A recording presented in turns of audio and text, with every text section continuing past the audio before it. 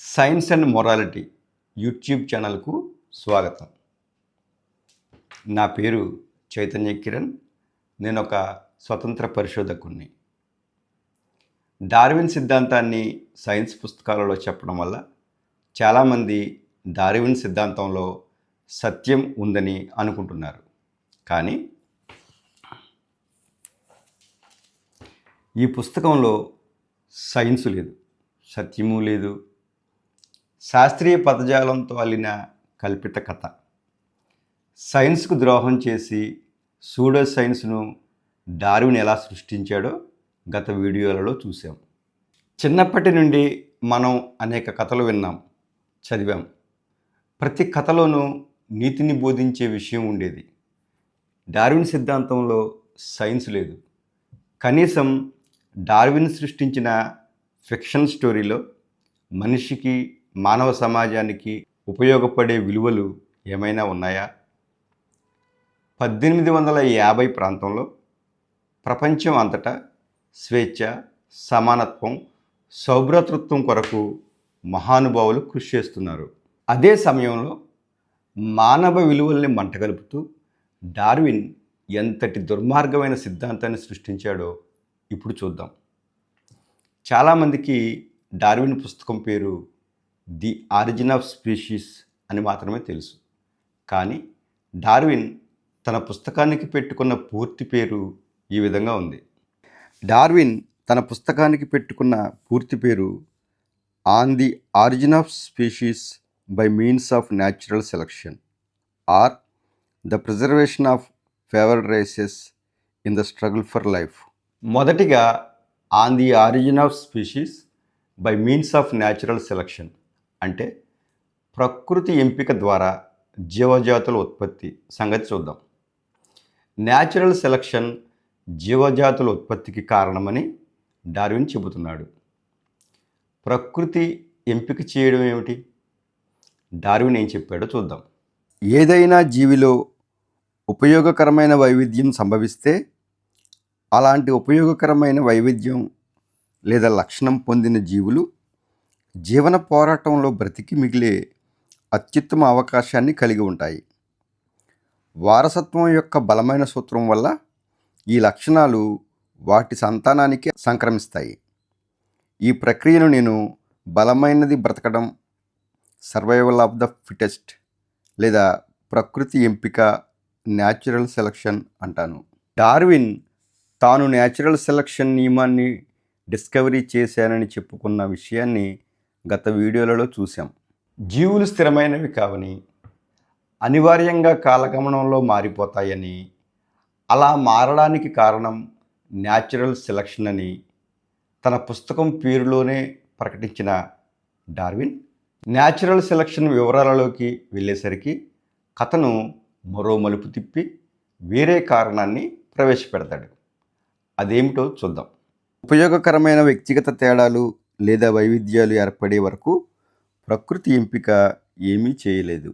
ఒకే జీవజాతిలో వ్యక్తిగత తేడాలు లేకపోతే, అంటే ఒకే జీవజాతిలోని జీవులన్నీ సమానంగా ఉంటే న్యాచురల్ సెలక్షన్ ఏమీ చేయలేదట.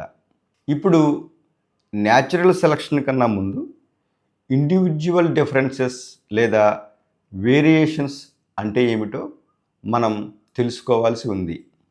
వ్యక్తిగత తేడాలు లేదా ఉపయోగకర లక్షణాల గురించి డార్విన్ ఇలా చెబుతాడు. ఒకే తల్లిదండ్రులకు పుట్టిన పిల్లల్లో అనేక స్వల్ప తేడాలు కనిపిస్తాయి. ఈ భేదాలను వ్యక్తిగత భేదాలు అని పిలుస్తారు. ఒకే జాతికి చెందిన అన్ని జీవులు ఒకే అచ్చులో నుండి తయారయ్యాయని ఎవరూ అనుకోరు. ఈ వ్యక్తిగత భేదాలు మనకు అత్యంత ముఖ్యమైనవి.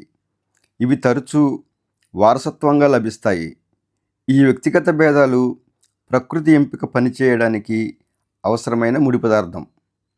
ఈ ఉపయోగపడే తేడాలు లేదా వైవిధ్యాలను ప్రకృతి ఎంపిక చేసి తరాల పాటు ఆ లక్షణాలను పోగు చేసుకుంటూ పోతుంది. ఒకే జీవజాతి, అది జింకలు కావచ్చు, తోడేలు కావచ్చు, సింహాలు కావచ్చు, చివరికి మనుషులు కావచ్చు. ఏకజాతిలో సమానత్వాన్ని డార్విన్ సిద్ధాంతం ఒప్పుకోదు. అసమానత్వమే డార్విన్ సిద్ధాంతానికి పునాది. ఈ అసమానతలు న్యాచురల్ సెలక్షన్కు ముడి పదార్థంగా ఎలా పనిచేస్తాయో వివరించడానికి డార్విన్ ఒక చక్కటి ఊహాత్మక కథ అల్లి మనకు చెబుతాడు. అదేమిటో చూద్దాం. న్యాచురల్ సెలక్షన్ పనితీరును ప్రత్యక్ష నిరూపణకు పెట్టకుండా చక్కటి కథను డార్విన్ మనకు చెబుతాడు. ఒక తోడేలు వివిధ జంతువులను వేటాడుతుంది. కొన్నిటిని బుద్ధి చాతుర్యంతో, మరికొన్నిటిని బలంతో, ఇంకొన్నిటిని వేగంతో పట్టుకుంటుంది. ఇలా ఊహిద్దాం. తోడేలు నివసించే ప్రాంతంలో జరిగిన మార్పుల వల్ల వేగంగా పరిగెత్తే జంతువుల సంఖ్య, ఉదాహరణకు జింకలు పెరిగాయని, తోడేలు వేటాడే ఇతర జీవుల సంఖ్య తగ్గిందని అనుకుందాం.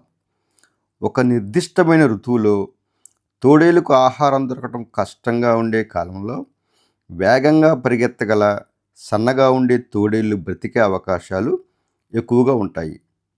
అందువల్ల అవి సజీవంగా మిగులుతాయని లేదా ఎంపిక చేయబడతాయని అనుకోవడంలో సందేహం లేదు. క్రూర జంతువైన తోడేలు వేటాడే విధానాన్ని ఉదాహరణగా తీసుకొని డార్విన్ తను కనుగొన్న న్యాచురల్ సెలక్షన్ ఎలా పనిచేస్తుందో వివరిస్తాడు. వాస్తవం ఏమిటంటే తోడేళ్ళు గుంపుగా వేటాడతాయి.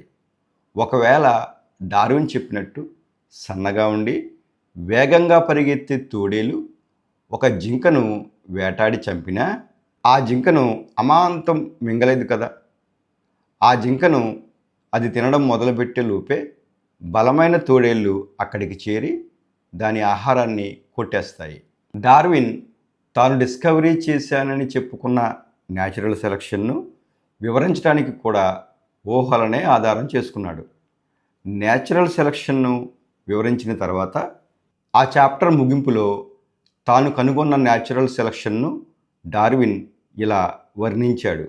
న్యాచురల్ సెలక్షన్ పనితీరుపై డార్విన్ తన అనుభూతిని ఇలా వివరిస్తాడు. కోకిల పక్షి తన పిల్లల కోసం ప్రత్యేకంగా గూడు తయారు చేసుకోదు. అది ఇతర పక్షుల గూటిలో తన గుడ్లను పెడుతుంది.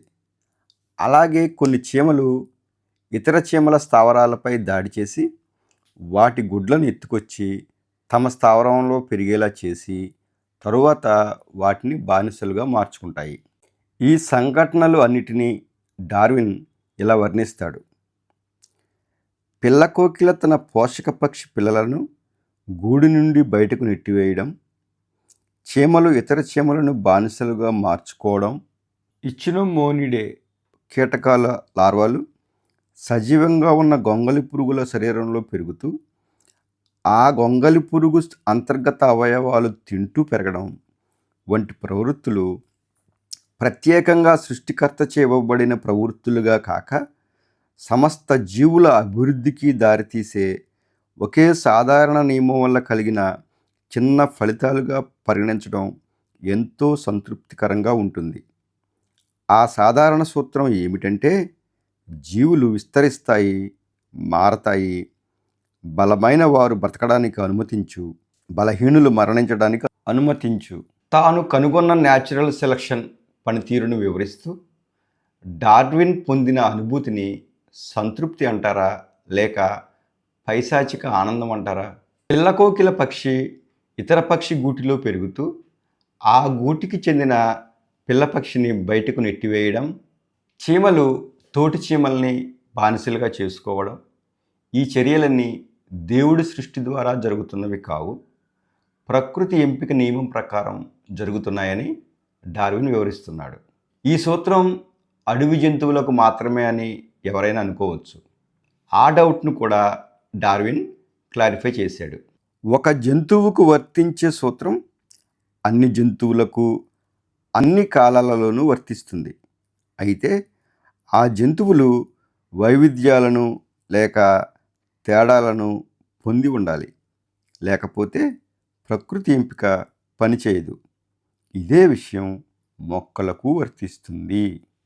ఒక జంతువుకు వర్తించే సూత్రం అంటే న్యాచురల్ సెలక్షన్ అన్ని జీవులకు, మొక్కలకు కూడా వర్తిస్తుందని డార్విన్ స్పష్టం చేశాడు.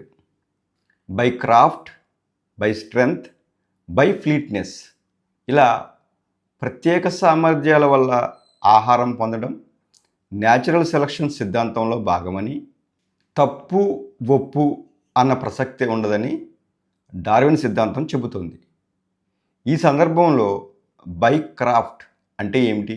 క్రాఫ్ట్ పదానికి సిపి బ్రౌన్ డిక్షనరీ ఈ విధంగా అర్థం చెప్పింది: యుక్తి, చమత్కారము, తంత్రము, కుట్ర.